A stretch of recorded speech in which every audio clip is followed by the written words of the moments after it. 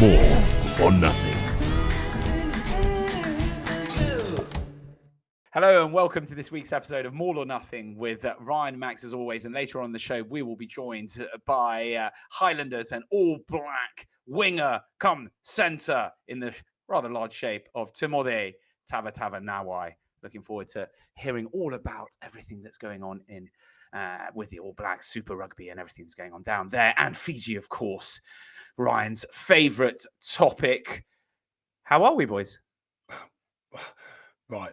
We've just got to start by apologising for Marc last week because I thought I'd get this in there nice and early.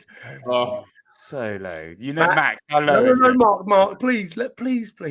Like, we apologise. Okay, it was tough last week. Wait, what was tough? Everything was quite tough. Ryan, you were the only problem. No, that is not fair. That is not fair. That's my understanding of the situation. Okay, that is not correct, Max. I didn't see you put one text in the group. No, mate, I was ready. I was good to go. I was looking forward to it, and then you did that. No, that's not true. Okay, so listen. I'm a bit ill. That wasn't anything to do with me being ill. I was on holiday. Let's stop pointing fingers, right? How many times have I been on the pod when I'm on holiday? You haven't got 4 kids. It's easy on your own. That's on you. It's easy on your own. Anyway, listen, we apologise to everyone that did message or reach out and say, where's the pod? Come on, you need some consistency. We rely on you. Actually, it made me feel quite wonderful inside that I knew that people rely on us. It also makes me worry. I've got 4 children that rely on me. That's enough. So for the listeners that rely on us, we are sorry. We're back. We might be a little bit late because of the the Amazon outage or something last night where we tried to record. But we're here. We're back. Max has even gone all the way to Bristol Bears just to be on this. Boys, yeah, sorry. And what did Marc say before? Because this is a better time for him, Max. He reckons his banter's going to be better. That is what he said, Max, isn't it? He did say his tail was bushier, his eyes brighter. He did say such things. That is. So expect some serious banter. That's the word. What is said off air, not included, right, in the show. Not supposed to be included. So you're saying you did say it. You did say it. I said it was nice. It was nice to be at a different time where it's not 4 in the morning and I'm trying to stay awake. It's now you guys being awake. In any case, huge apologies to all of you wonderful listeners. And the fact is, Max and myself answered some of your messages, just saying it was Ryan's fault. So we know who was right. And because I've got the mic, that is the end of it. In any case, huge thanks also to our sponsors, NordVPN. You can, of course, get 4 extra months from us, from the guys at More or Nothing. Just use the code MAUL at nordvpn.com/mall, and we'll give you some free stuff on your 2-year plan.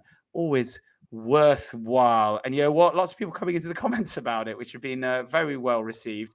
Although almost singularly only about either my broken wrist, and in fact, it's just the broken wrist, really. So, oh my goodness! Right, we'll stick on NordVPN because we are talking about them.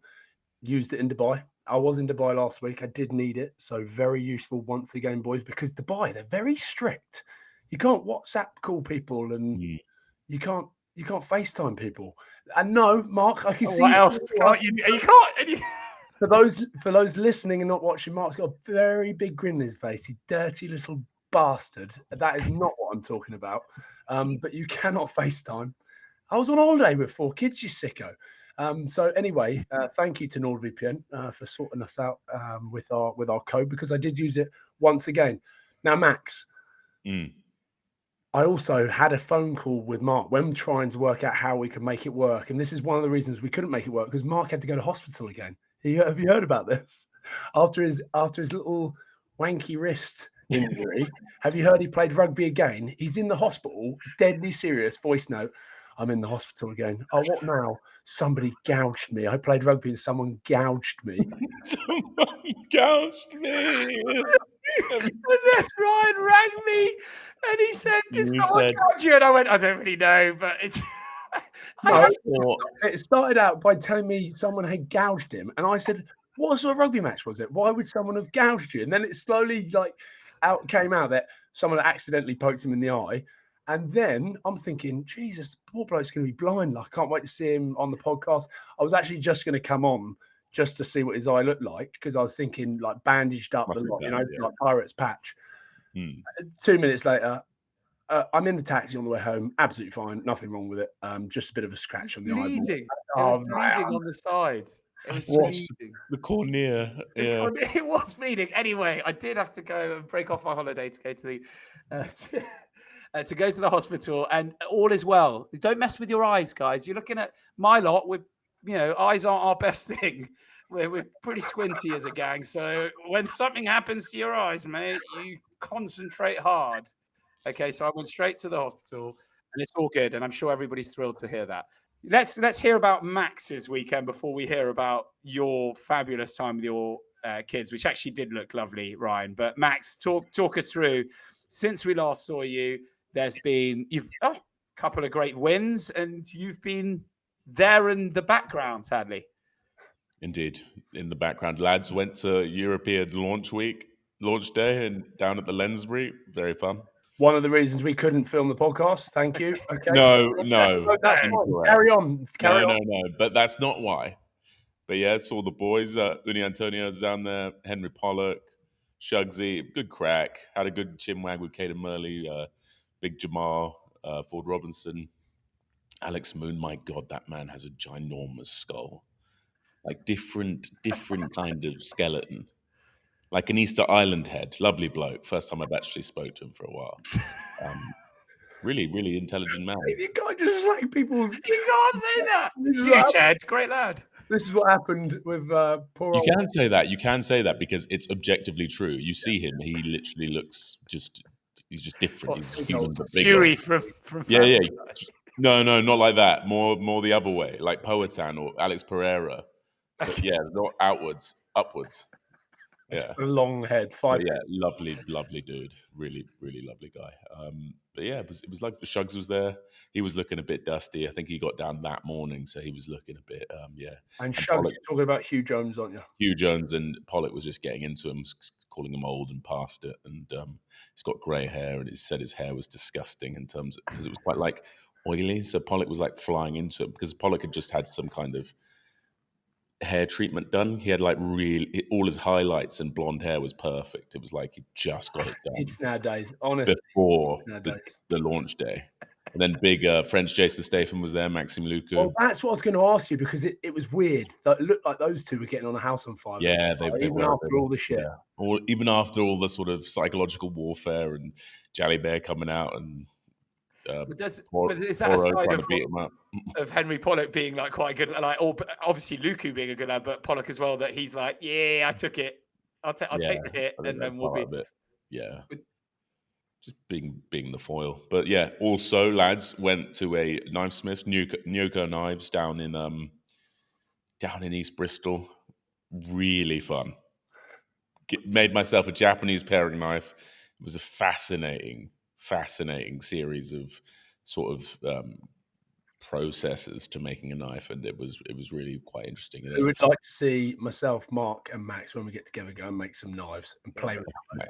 It was fantastic. I don't reckon Marc would be allowed to, not with all his injuries recently. You know, the wanky wrist, pokey eye.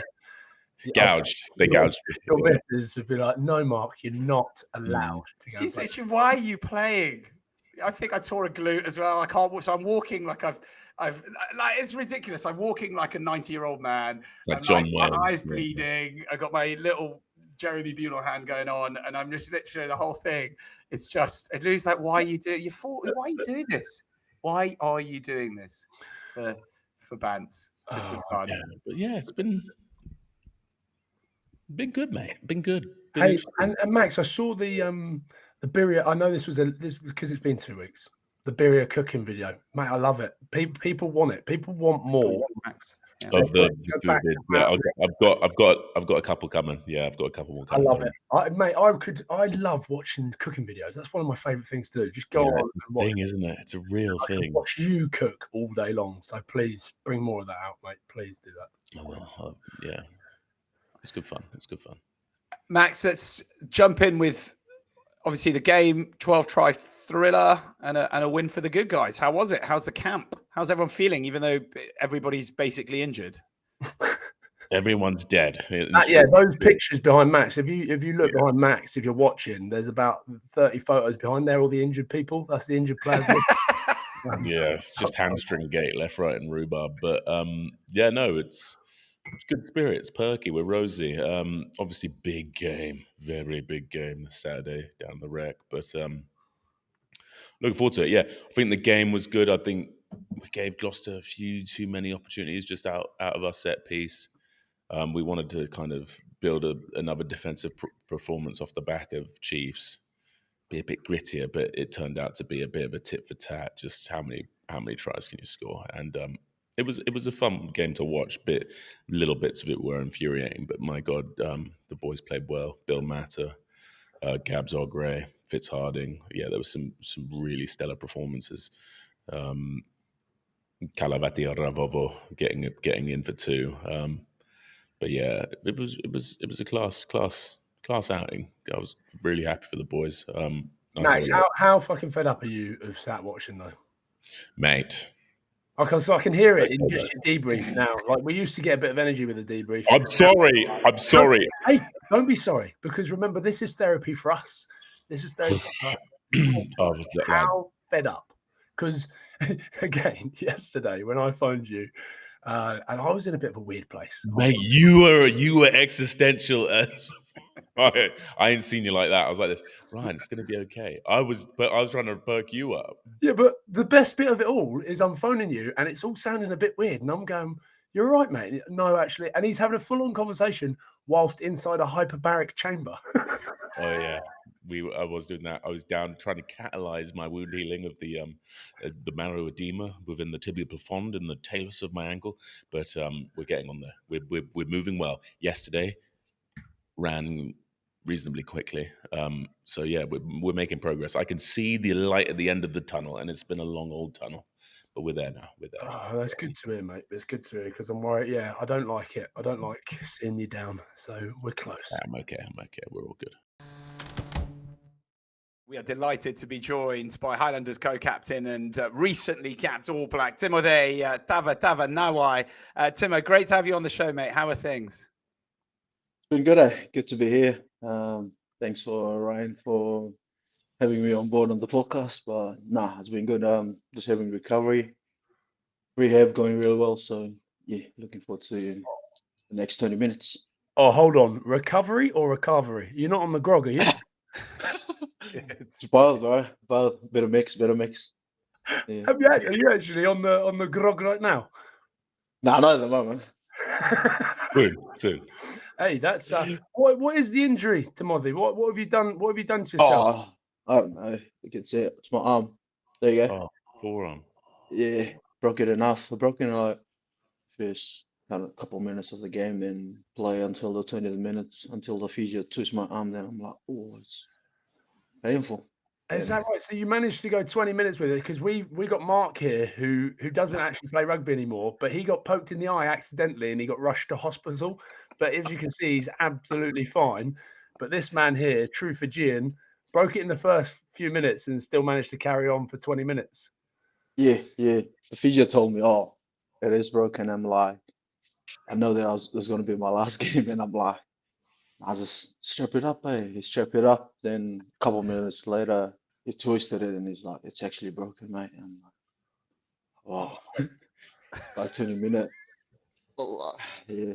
Oh, they're made of tougher stuff. They make them tougher on the island. So that's you, sadly, out of the autumn test then.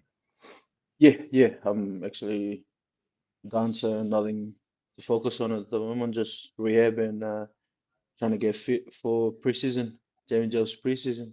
Yeah. Talk us through that feeling when you were first called up to the All Blacks. And I know, in Fiji, the whole village and your family, they've spoken about just how proud they were of you and the celebrations, and they didn't know, were you going to get called up? And then they finally found out. Talk us through how it felt for you. It was unreal. It's something that you work hard for, and we got told on the we had a mini camp before the final. The boys that are not playing in the final, they're meant to get a call up or meant to be in the All Black. We had a camp in Tauranga. Then the manager kind of like say everything there, what to expect in the next couple of days. And I forgot about the most important thing, that you're gonna get a phone call on Sunday. I forgot about that. Then I was just at home doing gardening and all sort. Then I was gonna go down to the shop to buy some stuff. Then I saw my phone and I look at the missed call and I'm like, geez, one of the phone call there, you don't want to miss, you know?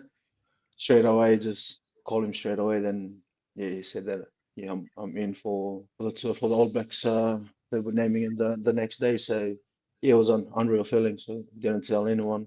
Didn't even tell mum, because I know that she'll tell the whole village. So yeah. Yeah, And then that's it. You tell the village, it's they go, oh, level, and they come, Tavale. and they come clapping, eh? Hello. No. We heard about your son. He's now playing for the All Blacks. Tavale. That's awesome. So, and just tell us the difference, because I know you got Jamie Josephs at the Highlander, who I always look at him and I think, and I can imagine he's very much like a coach I used to have in Dave Rennie. What's Jamie Josephs like to start with? Everything he does is just old school, but it's kind of like black and white. There's no gray area. So it's either you're in or you're out.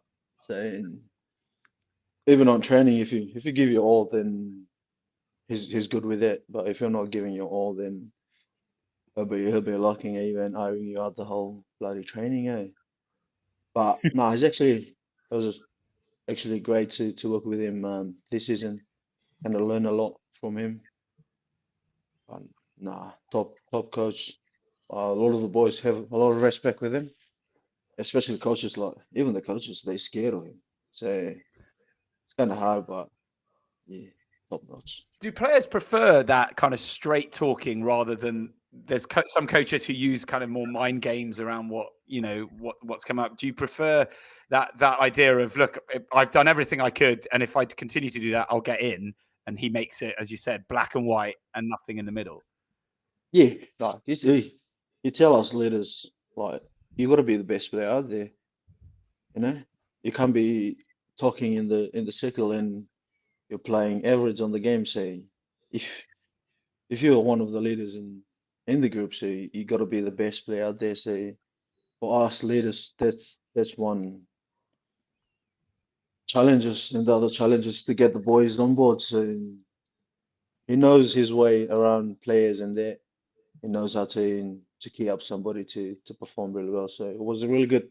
So we had young players this season, and young players that are still growing on the game, the footy itself. So the way he introduced or impact himself into those players was awesome to see. They perform really well. They play with no fear. So that's what you're trying to achieve out of from it. In terms of Razor, then Robertson, what's he like as a head coach? Well, he's different than the way Jamie does his job. All his coaches, they do the job, and he just come in, good speech. They can psych the boys up. He's a great coach. I said that he coached me in 2021 when I was preseason for Crusader. So he's more of like tactical side of it, the way the game is going at the moment. So he's more detail kind of coach to me. He's a good dancer as well, isn't he? Yeah, haven't seen him dance yet. Oh, we'll see it soon. We'll see it soon. Your first cap, you're on the bench. You're waiting to come on. You're playing against the French, who again, that first game had done it had been a very tight first game. What was the feeling like for you, sat there just waiting for your opportunity? Part of me was like, am I gonna ended up getting in as a midfield, or am I getting in as a winger? Because the way that Jody was playing, you can't really substitute him because he's been playing really well. So I'm like, in my head, like started thinking about the winger's role in a way. But then when I got a chance earlier than expected, I was like, holy, here we go. And then before when I came in and Bear just kind of telling me, mate, just do what you do, just carry hard and create momentum for us. So that was make it a bit easier for me. But yeah, sitting at the bench was like you get that butterflies around your belly there. You don't want to like stuff up when you come to the field. So you gotta keep rethinking about your role as a 12 and then when you see Jordy's playing really well, you start like thinking about like all the wingers role in there. So yeah, bit of butterflies, but it was good to get the debut and the dub at the same time. Marc, I want to go back, right? Because we've talked about playing for New Zealand, but I want to take you back to the village when you were a young boy. When did you move over? When did you move over to New Zealand? I was 19, just turned 19, 2017. And what was the English like then? Yes, no. Yes. Yes, no, then thumbs up, hey. The old eyebrows. I like the eyebrows as well. Yeah, you know when Nick's arrive, just yep. Then you go like that and do the thumbs up, then they know, yeah, it's good. And and similar to Nico Matawalu, were you skinny when you got there as well? Because I heard some stuff about you when you got there. You hold like the long distance running record as well, right? Shut up. Yeah, back in school. In Kunrita school, I ran like 1,500 meters and the long distance. I'm not a sprinter myself, so yeah, I was 70 kg when I got here.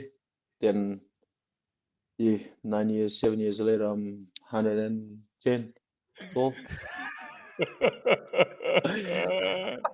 Those bakeries, bro, they'll get you out there. Yeah, the bloody cave fryer, steak and cheese pie was so good. Oh, mate. Can't say no. Can't say no. Steak and cheese pie. Wow. Oh, that's unbelievable. Because I'm sure Max is probably interested in the physics of it. Like when you came, like I've never seen anything like it. When Nico Matawalu came to Glasgow Warriors, he obviously hadn't been in the gym ever. But put him in the gym, I swear to God, within a month, I've never seen a transformation in a body like it before. Is it similar for you? Like, Max, I'm sure you get into the old the genes, etc. But was it the same for you?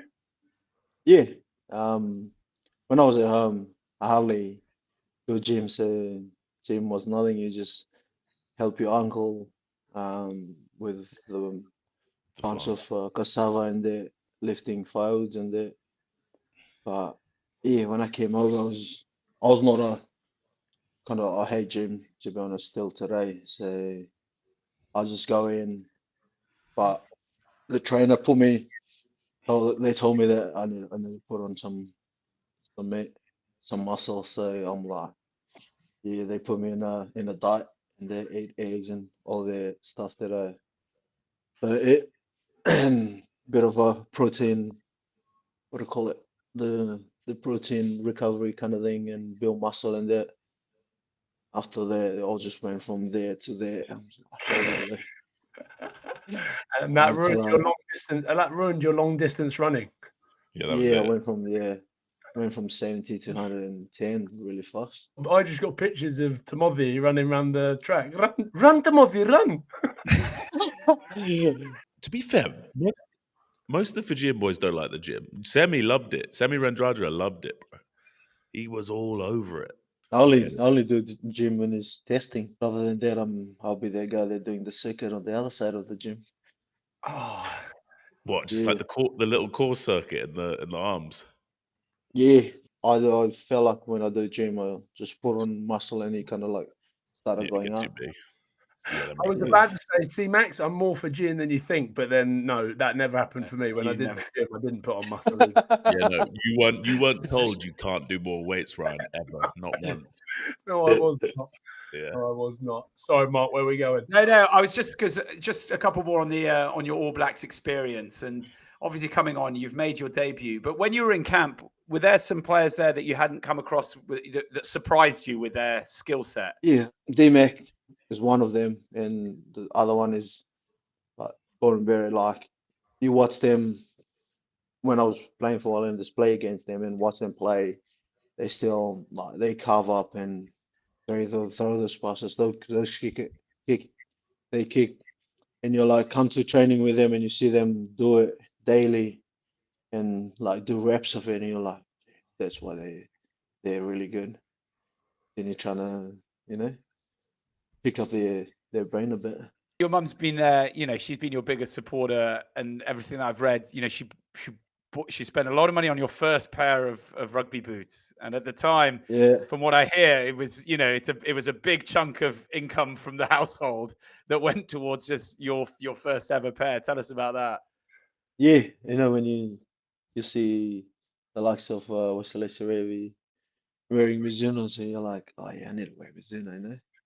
Then Mizuno back in Fiji was like $350. That's a lot of money, you know, $400 nowadays. But back in the days, it was like that's Fiji for pretty much whole 2 3 months, you know, when you live in the village. But yeah, she sneakily find a way to get the boots to me. So yeah, that was kind of another special. That's why the reason I keep, you know, play for them. Yeah. See, like that for me is why you see the passion that the players, the Fijians, still have. Like every season, you get to the end, and the Fijians are going around the change room going, do you need the boots? And I'm like, what? Yeah. And they package them all up, and they literally spend a fortune. It'd probably be cheaper to buy the boots back in Fiji, but they go and package them all up and they send them back to Fiji, like Leone Nakarawa, all the boys. And that's what I love, because I'm guessing you do similar, like the boys will do it from the Highlanders, Yeah, sending kit back, sending boots back to the village. Like yeah, I imagine just did it. how big that is for a young boy to receive the boots. Yeah, I just did it here too, eh? For Tasman, I just walk into the changing room and we just finished the end of the do a couple of days ago. Before that, then I just came in. I know that everyone's still, you know, hangover from the day before that, so I just went in. I know that this person doesn't need this person doesn't need this person's sponsored by this. Put it all away, my brother. Yeah, when they put it up on the chat and they were like, oh, has anyone seen my boots?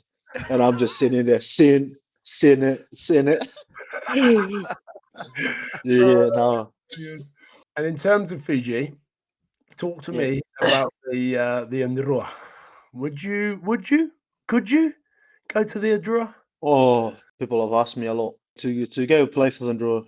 Like, I would love to. I would love to go back and like give back to them, but at the same time, I'm like playing there. I felt guilty that I'm starting off an opportunity for 2 or 3 more players that can, you know, be in the That's environment. interesting, isn't it, Mark? Because when we spoke to Mick the Kick, that's exactly what he says. Because we were asking him, "Are you angry that people keep coming in and stealing your Ravutamandas and the boys like that?" And he said, "No, we're not, because we give them an opportunity, they develop, and then they go off and play, and it just opens another door." Exactly like you said for the next young boy in Fiji. Yeah, there's a lot of talents there. You go to Fiji, you see like somebody like carving up, then can cover you up, and you're like, holy, you know?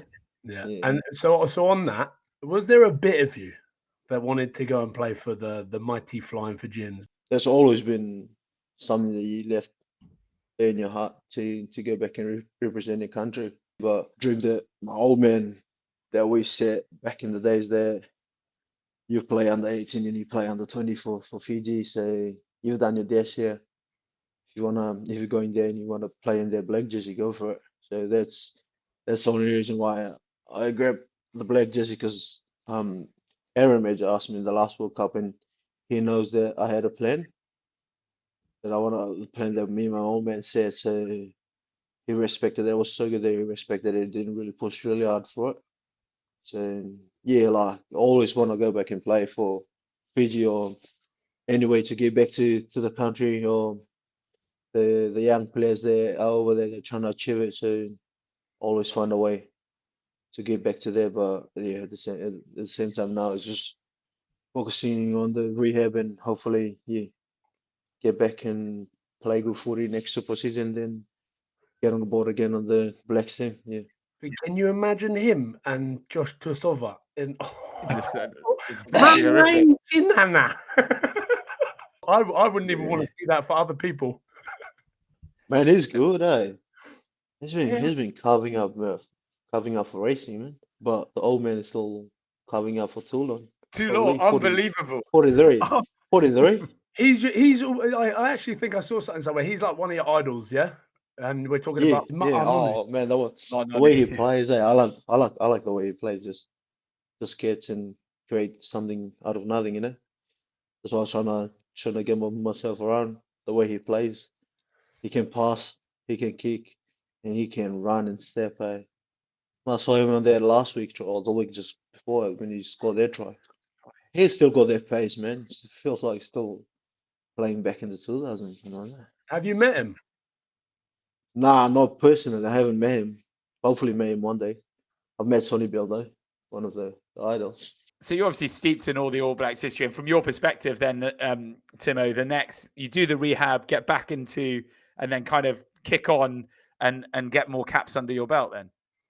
Yeah. Oh, focusing on Super Rugby first thing first. Now it's just rehab, then pre-season, then get that Super Rugby, my body right for Super Rugby. Then if I play really well, then they'll pick me for the next whatever tour it is. So, is that taste giving you a real kind of just a nibble, right? Couple of caps now.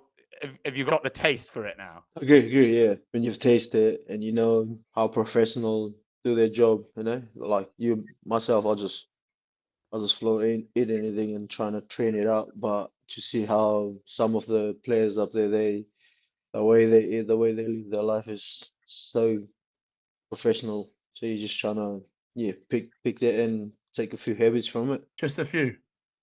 Just a few. Because I know you're thinking, I know. Listen, it's difficult for you boys to go fully professional in that stuff. Like it's weird. Nico Matawalu's almost done it now, and he's playing for like a club team in Wales. He's still going.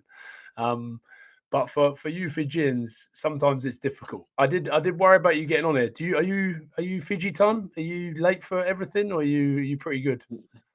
No, I put my alarm 10 minutes before the meeting or 15 minutes before we meet up. We're sitting around there. It's like a little kid. I'm like, I don't want to be late in this environment. Timo, thank you so much for coming on and for taking the time to talk to us. Max has had to rush off because he's got physio to try and get back from his injury. We hope that your rehab goes well. Go see a witch doctor. Get some purple leaves. You should be playing in your. I wish they'd go back, but. Do you believe in like all the sort of witch doctors? Yeah. I've seen it. I've seen it done to some people. You not like a little bit of you want to try it, Valele?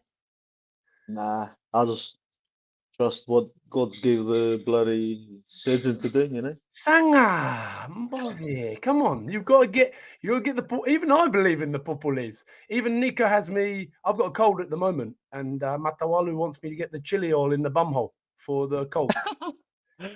You just put the lemon leaves and go underneath it. So you're all right. Bras, Nakavakalevu, honestly, thank you so much for coming on. That was awesome. In the third season of this epic podcast, this ridiculous podcast, we'd like to thank our sponsors from day one, the great people at Wolf Craig Distilleries. Their loyalty has not been undervalued, and Ryan would like to talk about one of their new products. You can head over there. What is the website, Max? wolfcraig.com. They have brought out a beautiful 14-year-old deluxe blend triple sherry cask. I actually went to a lovely event the other night where Richard Patterson, OBE, the man that made it, talked about the bodegas in San Andres, wherever that is, that they've been distilling these beautiful, beautiful, mature notes. I had no idea what was going on, but it tasted bloody nice, boys. This 14-year-old, you can jump over to the website, which is wolfcraig.com, and it's only £95. So head over there. There's also a More or Nothing bundle you can get. So yeah, big thanks to Wolf Craig Distillers for being with us from the beginning and still with us. Doggies up.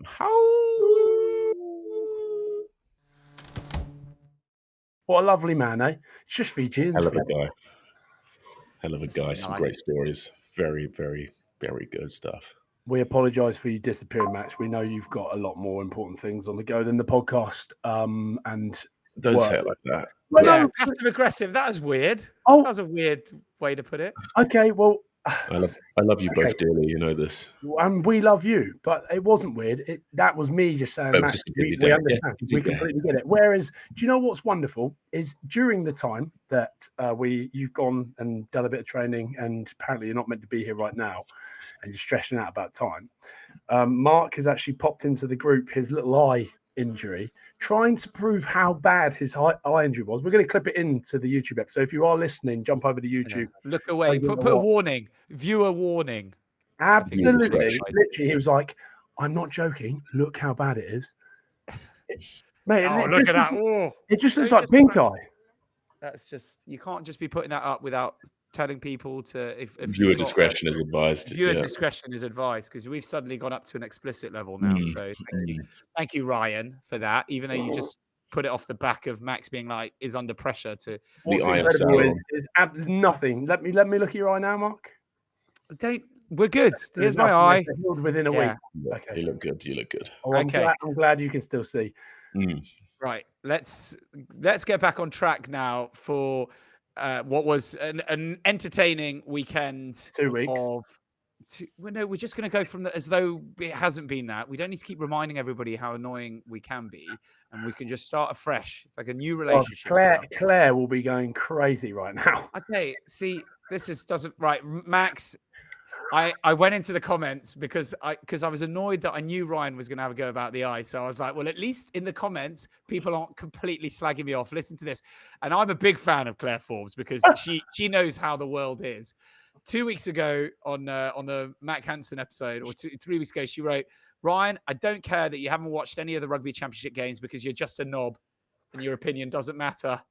But thanks for your contribution this week. At least we didn't have to sit and listen to your weekend drinking habits again. It's very refreshing. You should consider going to the AA, which was nice.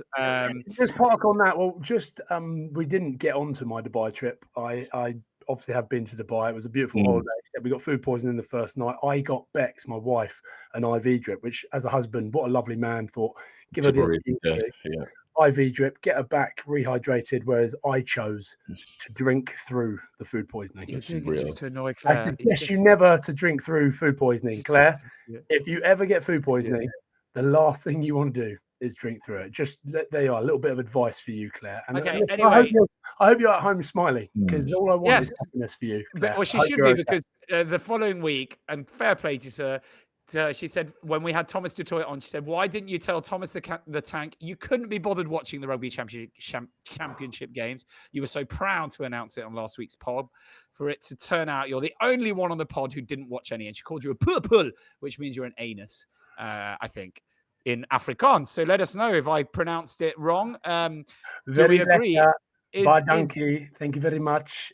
Is Ryan a purple? Am I pulpul? Max, say, am I pulpul? Pulpul.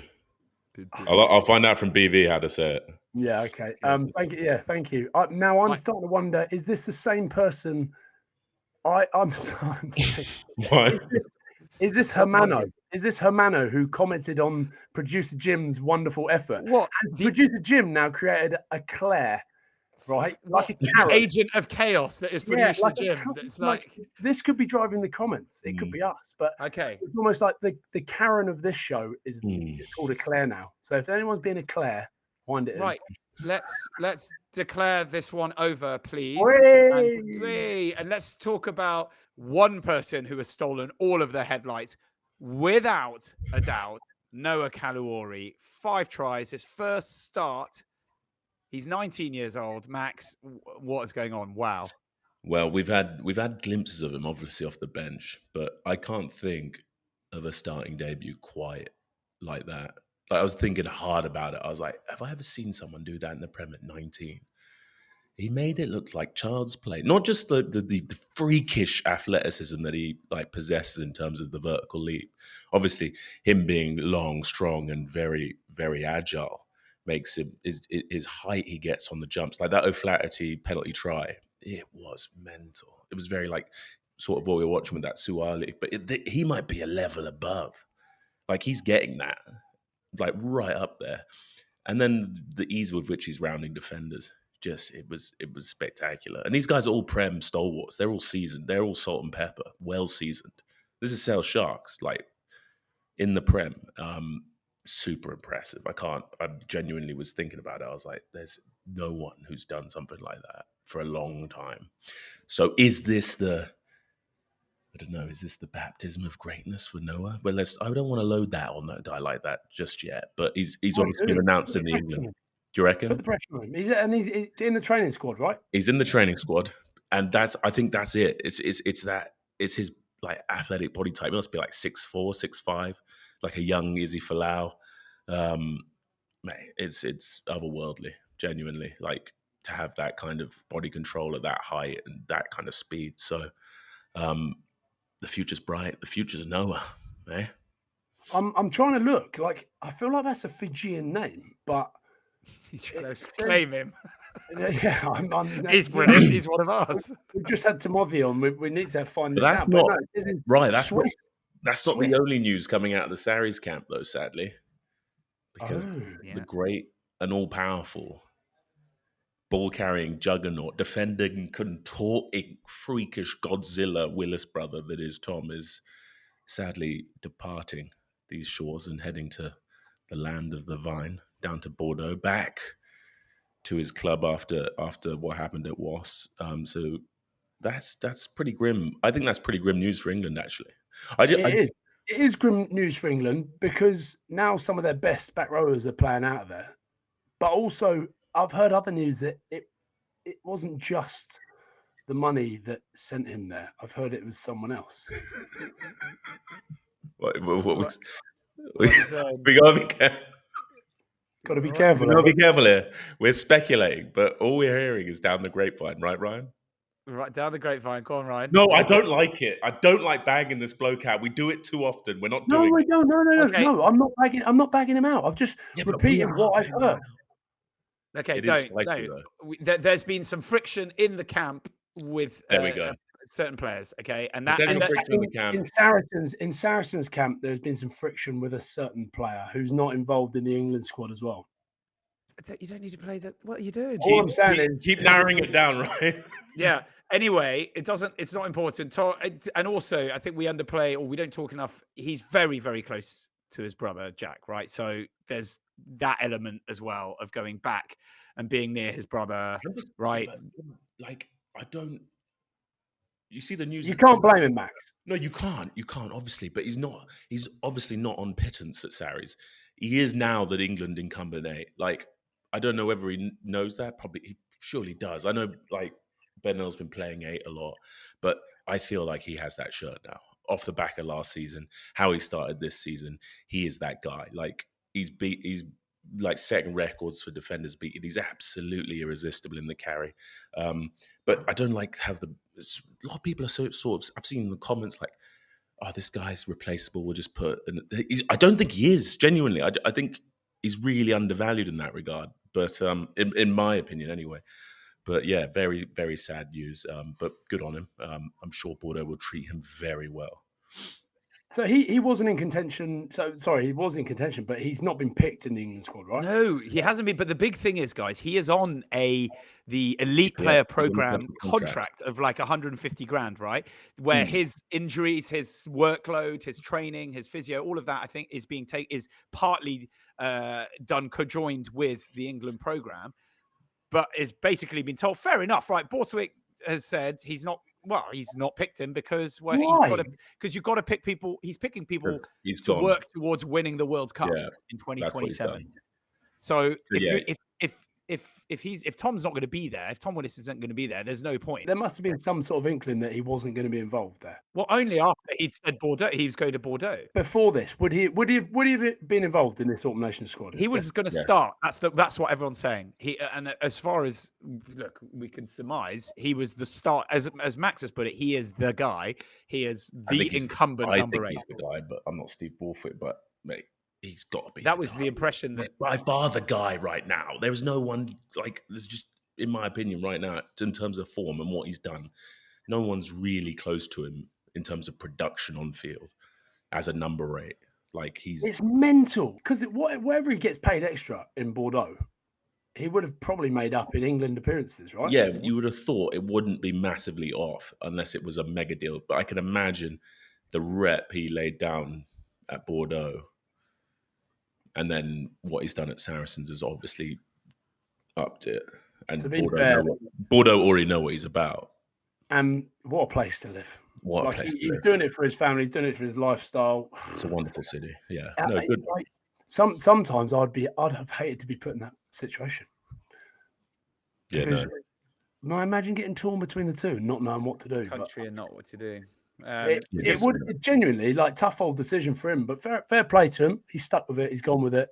And I think the talk is Max Emeka Ilioni, who's been doing very well as well. Yeah, he's definitely on the radar. He's doing some great things down at Leicester.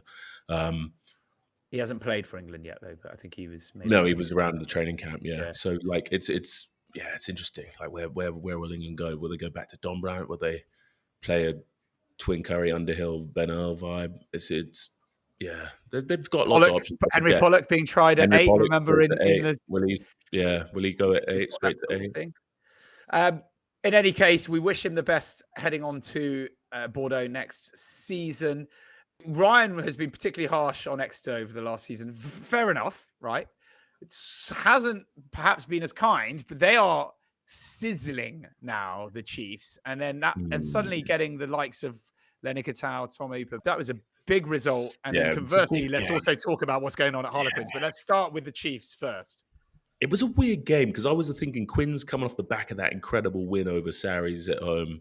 They'd come in with a bit of pomp, bit of romp. Like Marcus Smith's there. He looked unplayable at times against Sarries. So I just expected a little bit more from Quinn's in terms of like the bite, but physically up front, Exeter spearheaded by Roots. In fairness, like Roots was unbelievable, like some vintage form from him. He was incredible. It's one of the best games I've seen him play for Chiefs by a long way. And then obviously Hooper getting it done. Ikitau had some nice touches. Ollie Woodburn coming back into the side. Bram Bampo dropping out.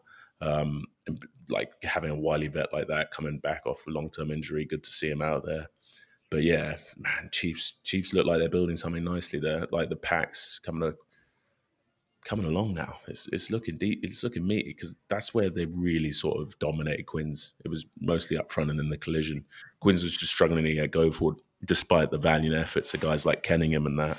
It just feels as if they're just losing a lot, too many collisions, especially in D. So it'll be interesting to see where they go from here. Quick word on Henry Slade. He seems to be a player these days. He doesn't get as much credit. It's almost like he's. He's Jesus down in Devon, mate. Like, there's no doubt that the Chiefs faithful value him highly. He's quite brilliant. He's a bit of a renaissance back in the fact that he can pretty much do it all over the line. Like, very good athlete, very good striker of the ball, out of hand and place kicking. Mate, he's a Swiss Army knife back, and he's always been very consistent for Exeter. But yeah, I sort of get that vibe. I know what you mean. He was the man, and then now, but again, he's coming back to being appreciated. Can we? And he's so goddamn handsome. It's outrageous. Yeah, but anyway, there was a poignant Leicester win against Bath with Lewis Moody in attendance. Yeah, it was Hollywood, wasn't it? Right at the end there, Billy Searle getting it done after getting his head torn off by Tommy DeToy. It was a meaty game. I thought Nicky Smith played incredibly well. He got the best of Will Stewart. I think the scrum was Leicester's big into that game, and it's surprising to say because usually Bath are very formidable up front there. So I think they just had a lapse in sort of concentration there. I put Nicky Smith in the same boat as Joe Joyce, by the way, in terms of like an athlete that you just think. Yeah, I know what you mean. Just how does he do it? But he's so effective. So effective, Nicky Smith. There's a guy. Oh, yeah. Reece Carr and Nicky Smith. Why? Yeah, I was literally about to say Reece Carr and Nicky Smith. Why are they? Yeah, they needed them both in. No, because Reece Carr, Nicky Smith I'm pretty sure he's got enough caps, 25 cap rule with Wales. But Reece Carr is on 20, I'm pretty sure, so he can't. Oh, no. But they both need to play. they both need to play for Wales at all times. Let's be honest. Scrap that rule. If you're Wales, If you're Wales, you need to just You need maximize all the your players, right? Yeah, and he's only 20. is Mate, I mean, quite he was brilliant. making the break against Sale, and then feeding feeding it to Noah. Yeah, mate, he's a freak. Reece Curry is a big red is a problem, but Nicky Smith, really, really strong game. Joe Hayes getting forward. It was interesting. It's like Leicester just stayed in it and got the rewards right at the end there. Very good game. Adam Rab won as well, but back in the England squad, he's played like fabulously. He's been unbelievable so far this season. So yeah, it's looking good down at Leicester. Jeff Barling doing some good stuff down there. Let's go on to the URC. And Ryan, there is only one place to start. What a result. Munster hammering Leinster at Croke Park. Crowley. Wow. Jack Crowley will start. Firstly, okay, let's start with that. Jack Crowley will start at 10 for Ireland in the Autumn Internationals, right? There are so many talking points here, right? There's Leo Cullen and the Golden Generation. What is going on there? The amount of Leinster players that have been picked for Ireland and then don't do the job. Munster. Do you know what, boys?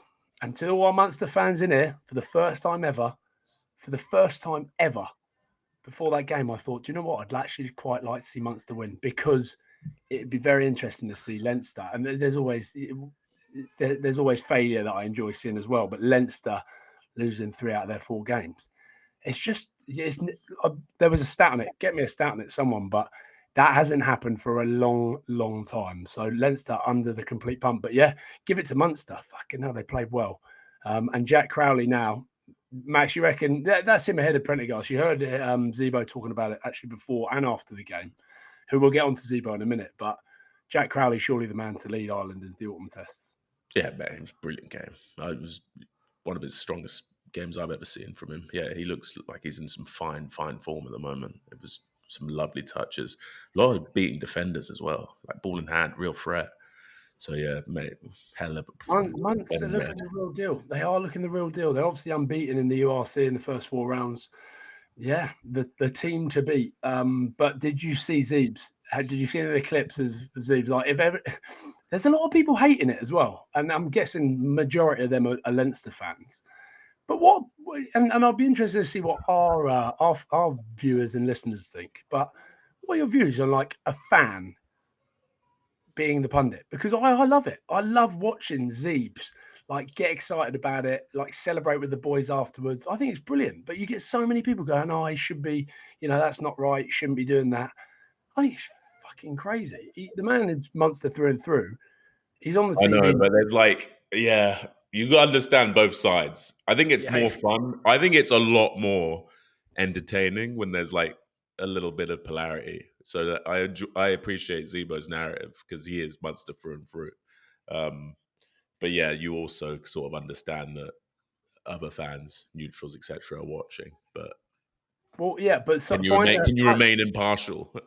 Find a Leinster pundit that has the same energy and excitement about Leinster, and then you create something on the TV that isn't just about the game. That's what you want. You want it to be fair. You don't want, much of the same way that you don't just want Ryan Wilson talking non-stop about how great Glasgow is. You probably also want, Barks to come in and say something about Edinburgh or whichever way that it's put. You just need that to be fair rather than just the one-man Munster hype band that is Simon Zebo. But it is against it.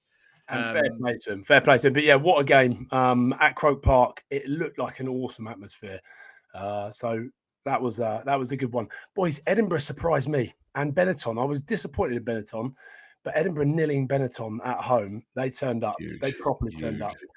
Yeah, our old mate Maggie leading the boys up front, and fair play to him. Darcy Graham played really well.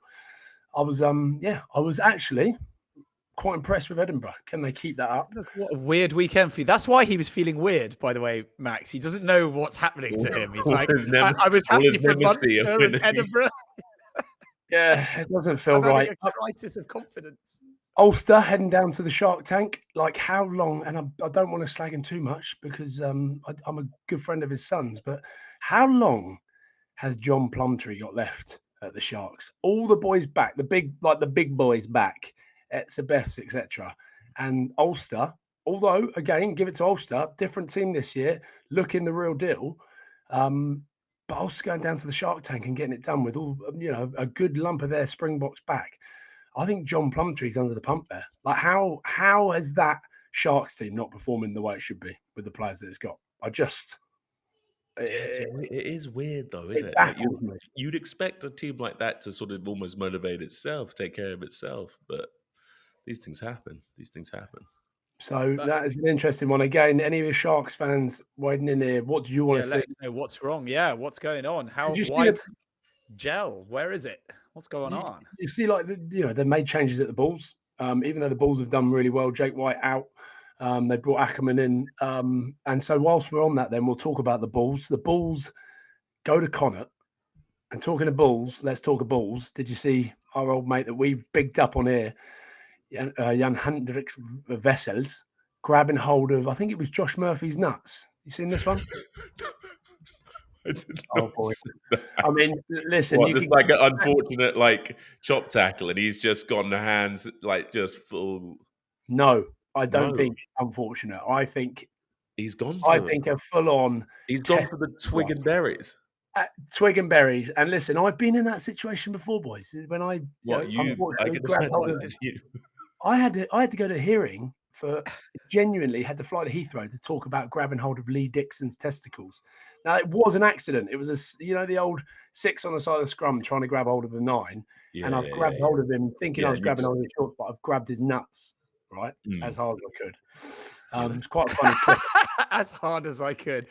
But no, Wessels has you can't really see it that clearly, but grabbed hold of Josh Murphy's nuts, where Josh Murphy has gone and punched him. Square go, just started cracking into him. So 20-minute red card for Josh Murphy. He's been sent off. Clearly something's happened. And actually, there's a few people coming out. Owen Doyle here has slammed referee Mike Adamson, handling of the URC clash between Connacht after the accusation of testicle grabbing. So people are coming out saying that Mike Adamson dealt with it completely wrongly. Well, how do you deal with it if you don't see it? I guess you rely on your TMO to have a. But if the TMO's missed it, I mean, he's obviously, apart from he hasn't just had a psych out for no reason, but it's that's the double punishment. I looked for it on Twitter, I couldn't find it, but from Murphy, quick explanation says he grabbed me here, pointing to his nether region. Sir, look back at it. He grabbed me here. I wouldn't have done it otherwise. So. Oh yeah. So maybe then you just have a look then. Yeah. Mike Anderson replies, I understand what you said. I will check that, but listen, what you did is unacceptable. And I agree, punching someone is unacceptable in a rugby match. But you have a look. You read him, but you have a look again. You go have a little look. So Doyle is from the Irish Times has gone hard into Mikey Adamson. So we don't want that on referees, obviously. But yeah, go and have a look at that. So that was the big talking point. And on that, when the Bulls were at Connacht, again, we talk about the Connacht being a slightly different team down. Stuart Lancaster being over there, the new stadium, the new facilities. They should have won it. They had 2 opportunities, end of the game, right from the touchline to put the ball over. The early charge, so they get another opportunity to win the game. Missed the second one. So there's probably the big talking news. I was down at Bridgend for Ospreys versus Glasgow Warriors. Glasgow doing the job, getting down there nice and easy. I was very impressed, actually, boys. And I was talking to Shane Williams about it on comms. All this chat of Welsh rugby at the moment. I'm quite excited for Welsh rugby. And I'm optimistic because Steve Tandy is a fucking good bloke. All the boys loved him at Scotland. He's a good man. He's now the head coach. Bumped into him down there. There's a bit of excitement. And you can see what the Welsh fans are doing as well. Because, although it was Bridgend and there was 5,000 people there, they had an Oktoberfest. There was a good atmosphere down there, and you can see that the fans almost have taken the onus on themselves to be like, we've got to go down and support our team to make sure we're proving to the Welsh Rugby Union that, we do want our teams to survive. And it was actually quite nice to see. So fair play to the Ospreys fans. I fucking like going down there. They're making what they can at Bridgend. They're obviously building a new stadium. But, I don't know. There's something, for me, optimistic about Welsh Rugby. And you just mentioned 2 of the players there, Nicky Smith and Rhys Carey. They've got some good players. Oh man, they've got some great players. They just need to consolidate their resources more effectively, and then I think the national side will still flourish. I absolutely believe that. It's just about consolidation. That's why, you got big proponents of it, like Sam Worsley and that, calling for sort of West and a East sort of Wales teams, but it seems to me that the Patriots of these clubs, it loses that won't essence. happen. I just can't see the Welsh fan base is stomaching it. It's like there's too much sort of history and pride there. I think it was hard enough losing when there was Neath and Swansea, Bridgend, Llanelli, back in those days. That was like real Cardiff, of course, but there was a real rivalry, and already that's been diluted. But yeah, let's hope so. Just on it, and sorry. So Cardiff though, top 4 at the moment. Yeah. They're 4th in the URC. So again, like a team that I always thought were going to come back and do something. They've got some brilliant players. Look, the little man Bowen down there, the winger. He's another young prodigy, which I reckon is going to do pretty well. And then the Stormers, obviously, topping the table. So, yeah, you've got an interesting league going on in the URC. But the weirdest thing about it is, seeing Leinster down there in 12th. It's strange times for the club. 4 places below Zebre, who you've always said were more of the whipping boys. So good on them. I've just got a quick question, Max. Is Freddie Burns coming to Bristol? I heard. Let us whisper, you and I heard a certain Mr. Burns was driving through the car park and was hurried away, shooed away very, very, very quickly upon being seen. But I don't know if it could be happening. I haven't asked him. I probably should ask him, but there's whispers of it. There's whispers. I'll try and confirm that with maybe a text message. But give FB a text. I'll give him a shout as well. We'll find out. We'll get it from the horse's mouth, shall we? Interesting. It'll probably be like this. If the money's right, Max. That's what I'll get. Yeah. for like a loan deal for like 2 months of the season or something. Do you know what I mean? But Sam Worsley, good crack to have around, though. Mate, man of the match. The young rook just coming through, fly half one now. Mate, he was brilliant. I was really stoked for him. I'm so glad he's like just getting a bit of game time, getting some confidence. I think at 10, it's quite important to get that. And then you can get that sort of, mate, it's tough, innit? Like you're coming in at 10 and you got to get like some stuff right to get that respect from your peers and to get that confidence to really like own your decision making. I can only imagine what that must feel like. Obviously, to me, that's an alien world. We could be playing completely different sports. That's how different being you are. To a 10. You know what I mean? So I just feel for these halfbacks because like they're looking at stuff I'm literally thinking, breathe, get to the next ruck. When you catch this ball, make sure you're the hammer, not the nail. You must bend this defender or you might die. Whereas he's looking in the backfield, he's seeing what's on out wide. He's trying to connect with his 15. He's dropping back for the kick receipt. It's so crazy, like how different the game is in comparison. Whereas I'm out there getting compressed. Do you know what I mean? It's wild. So I'm really happy for him because the last 2 games have gone really well for him. And mate, man of the match against Gloucester down at the home. That's a tough place to go and get it done. And mate, off the boot as well. The tee was lovely. Great work, was.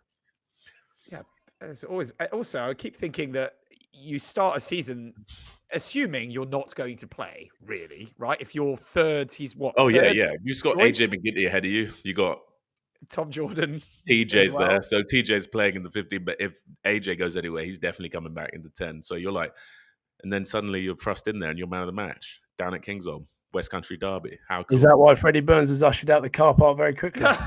Yeah. There it is. Exactly. So they were thinking, don't need you anymore. Don't need you.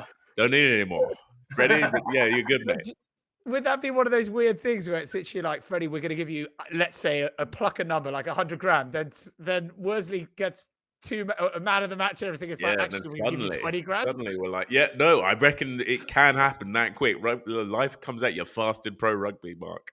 But where is Freddie? He's playing down in Romania, isn't he? He's on some very interesting opportunity down that way. So yeah, what a guy. I do actually. We need to give him a FaceTime actually, just to see what he's up to. That's fine. Let's whatever happens, and we'll find out how the negotiation. Maybe we just get him on it. Get him on for mate. He'll be so honest about what's happened. Brilliant, boys. Well, look, huge thank you to you both as always. Our biggest thanks, of course, apart from Big Jim Tavatavanawai, our biggest thanks is to what you guys, our listeners and our viewers, for being patient enough for us over the last couple of weeks, where it is 100% Ryan's fault. You all know that. You've been listening and watching long enough. You know that it's Ryan's fault. But I'll be the we are guy. sorry. Don't mind. We are bringing some consistency and some routine back, and on top of that, we're all going to be together for the autumn internationals, which should be fabulous fun. And there's the big man. It's even Frank the Tank coming in to say bye. Frank the Sonny, Willis Sonny, say Bulavanaka. Say Bulavanaka. Bulanaka. And say Vanaka Vakalevu. Oh, good boy. Right, say bye, everyone. Bye. We love you all. Like, subscribe, and give us your comments. And we'll see you all next week. Say like and subscribe. Get nice and simple.